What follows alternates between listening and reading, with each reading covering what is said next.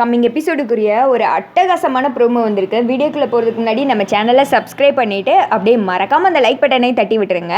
Promo வந்துட்டு நல்லாவே இருக்குது. இனிமேல் தான் வந்துட்டு எபிசோட் நல்லா இன்ட்ரெஸ்டிங்காக போகுது. சரி வாங்க டைம் வேஸ்ட் பண்ணாமல் வீடியோக்குள்ளே போகலாம்.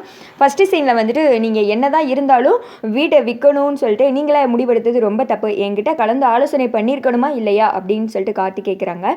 இல்லை மாப்பிள்ள, ஏதோ வந்துட்டு அவசரமாக முடிஞ்சிருச்சு. அவரும் வந்துட்டு தீபாவுக்கு நகை போடணும்னு உறுதியாக இருந்தார். அதனால தான் நானும் அதுக்கு மறுப்பு தெரிவிக்கல அப்படின்னு சொல்ல, நீங்கள் என்னதான் காரணம் சொன்னாலும் இதை என்னால் ஏற்றுக்க முடியல. நீங்கள் என்ன வெளியால் மாதிரி தானே பார்க்குறீங்க, உங்கள் குடும்பத்தில் ஒருத்தங்களா பார்க்கவே இல்லை. இனிமேலாவது மருமகனாக பார்க்காதீங்க, உங்கள் சொந்த மகனாக பாருங்க அப்படின்னு சொல்ல, தம்பி நீங்கள் சொல்கிறதெல்லாம் சரிதான், ஆனால் உங்ககிட்டே காசு வாங்குறது எங்களுக்கு கொஞ்சம் கஷ்டமாக இருக்குது, எங்களால் நீங்கள் கஷ்டப்படுறீங்களோன்னு தோணுது அப்படின்னு சொல்ல, நீங்கள் இப்படியெல்லாம் நினைக்கிறதா எனக்கு ரொம்ப கஷ்டமாக இருக்குது. நான் உங்களை வேற ஆளாக பார்க்கல, நீங்களும் என் ஒரு குடும்பம் மாதிரி தான் பார்க்குறேன். நீங்கள் தான் எதையுமே என்கிட்ட ஷேர் பண்ண மாட்டேங்கிங்க அப்படின்னு சொல்லி ரொம்ப வந்துட்டு காட்டி ஃபீல் பண்ணுறாங்க. மாப்பிள்ள அப்படிலாம் நினைக்காதீங்க, என் பொண்ணு அந்த வீட்டில் கௌரவமாக வாழணும், அதுக்காண்டி தான் நான் இதெல்லாம் பண்ணேன், ஆனால் இப்படி பிரச்சனை ஆகும்னு நினச்சி பார்க்கல அப்படின்ற மாதிரி சொல்ல, சரி எதுக்கும் கவலைப்படாதீங்க, அவர் வேற டைம் கொடுத்துட்டு போயிருக்காரு, எனக்கு தெரிஞ்ச இந்த வீடை நமக்கு திருப்பி கொடுக்குற மாதிரி தெரியல, சரி ட்ரெஸ் எல்லாம் எடுத்து பேக் பண்ணுங்க, தீபா நீங்களும் வந்துட்டு எல்லாரையும் கிளம்புறது ஹெல்ப் பண்ணுங்க அப்படின்னு சொல்ல, சரி எங்கே போகிறோம் அப்படின்னு சொல்லிட்டு தீபா கேட்குறாங்க. எங்கே போகிறோமா, நம்ம வீட்டுக்கு தான் அப்படின்னு சொல்ல எல்லாருமே ஷாக் ஆகுறாங்க. என்ன சார் சொல்கிறீங்க, நம்ம வீட்டுக்கு போகிறோமா அப்படின்னு சொல்ல, ஆமாம் இந்த டைமில் வெளியிலலாம் வீடு தேடி உடனே ஷிஃப்ட் ஆகுறது ரொம்ப கஷ்டம், ஒரு 2-3 நாள் ஆகும், அப்புறம் தான் ஒரு நல்ல வீடாக பார்க்க முடியும், அது வரைக்கும் நம்ம வீட்டில் இருக்கிறது தான் சேஃபு, இவங்க வந்துட்டு அங்கேயே இருக்கட்டும், நம்ம வீட்டில் தான் ரூம்ஸ் எல்லாம் இருக்கே அப்படின்ற மாதிரி சொல்ல, தீபா அப்புறம் இங்கே இருக்கிறவங்களே வந்துட்டு தயங்குறாங்க.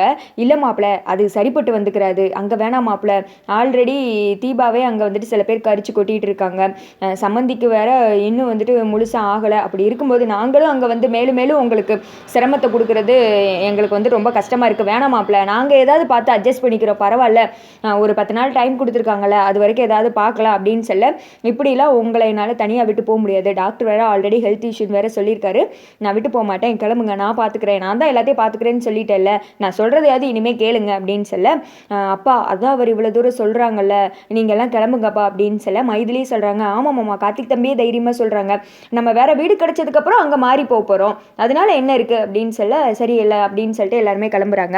அப்போ வந்துட்டு தீபா ஒரு மாதிரி யோசனையில் இருக்காங்க. என்னங்க நீங்களும் யோசிக்கிறீங்க அப்படின்னு சொல்ல, இல்லைங்க அத்தை அப்படின்னு சொல்ல, அதை நான் பார்த்துக்கிறேன் அப்படின்ற மாதிரி சொல்லிடுறாங்க.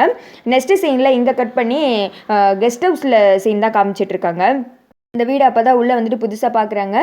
இது உங்களுக்கு ஓகே தானே, ஒரு நல்ல வீடு கிடைக்கிற வரைக்கும் இந்த கெஸ்ட் ஹவுஸில் வந்துட்டு அட்ஜஸ்ட் பண்ணிக்கோங்க அப்படின்னு சொல்ல, அதனால் ஒன்றும் கிடையாது, வீடை பற்றிலாம் நாங்கள் பெருசாக நினைக்கல, ஆனால் இங்கே இருக்கிற ஒவ்வொரு நாளும் மேலும் மேலும் உனக்கு பிரச்சனை ஆயிருமோ நினைக்கும் போது தான் தீபா எனக்கு கஷ்டமாக இருக்குது, எதுவும் வந்துட்டு அந்த கடவுள் புண்ணியத்தில் ஆகக்கூடாது, எல்லாம் நல்லபடியாக முடிக்கணும், அதுக்குள்ளேயே நாங்கள் ஏதாவது வீடு பார்த்து போய்க்கிறோம் அப்படின்னு சொல்ல, ஏமா அப்படி நினைக்கிறேன், அதெல்லாம் ஒன்றும் ஆகாது, கார்த்திக் சார் இருக்கார்ல அவர் பார்த்துப்பாரு அப்படின்னு சொல்ல, இல்லை அந்த ஐஸ்வர்யா எல்லாம் ஏற்கனவே வந்துட்டு உன் மேலே கடுகடுன்னு இருப்பாங்க, இதில் நாங்கள் இங்கே வேற தங்க வந்து இருக்கிறது அவ்வளவா நல்லதில்லை, அது மட்டும் இல்லாமல் பொண்ணு கொடுத்த வீட்லேயே வந்து தங்குவாங்க அப்படின்னு வேற தோணுது அப்படின்னு சொல்ல, அதை பற்றிலாம் நினைக்காதீங்கம்மா, நம்ம வேற வீடு பார்த்ததுக்கப்புறம் போய்க்கிருவோம், அப்புறம் என்ன, அது வரைக்கும் நீங்கள் எதையும் நினைக்காம கவலைப்படாமல் இருங்க சரியா, அப்பாவோட ஹெல்த் தான் இப்போ நமக்கு முக்கியம் அப்படின்னு சொல்ல, கார்த்தி வந்துட்டு வீடை வந்துட்டு பிடிச்சிருக்கா இங்கே இருங்க ஒன்றும் ஆகாது அப்படின்ற மாதிரி ஒரு கம்ஃபர்ட் ஜோனுக்குள்ளே கார்த்தி வந்துட்டு கொண்டு வர பார்க்குறாங்க. அதோட பார்த்தீங்கன்னா இந்த ப்ரோமோ வந்துட்டு முடிஞ்சிடுது.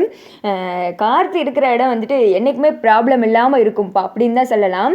என்னைக்கு வந்துட்டு தீபாவோட அப்பா வீடை விற்கணும்னு சொல்லிட்டு நான் பணத்தெல்லாம் வாங்கினார்ல, அப்பயே நினச்சிட்டேன் ஏதாவது ஒரு பிரச்சனை வந்து கண்டிப்பாக தீபா அவங்க கார்த்தி உங்களோட வீட்டுக்கு தான் வருவாங்க, அதுக்கு வந்துட்டு ஏற்றி வர்றதுக்கு தான் ஐஸ்வர்யா அவங்க அம்மாவும் இருக்காங்களே, ஏதாவது பிளான் பண்ணுவாங்க அப்படின்னு சொல்லிட்டு பார்த்தா சேம் கரெக்டாக அந்த சீனே வந்திருக்கு. நீங்கள் எல்லாரும் தீபாவை கேட்டுட்டு இருந்தீங்க, அகைன் தீபா வந்துட்டு சீரியலுக்குள்ளே வந்துட்டாங்க. இனிமேல் சீன் எப்படி போகுதுன்னு பார்க்கலாம். இந்த ப்ரோமோ பற்றி நீங்கள் என்ன நினைக்கிறீங்க அப்படின்னு சொல்லிட்டு கமெண்ட் பண்ணுங்கள்.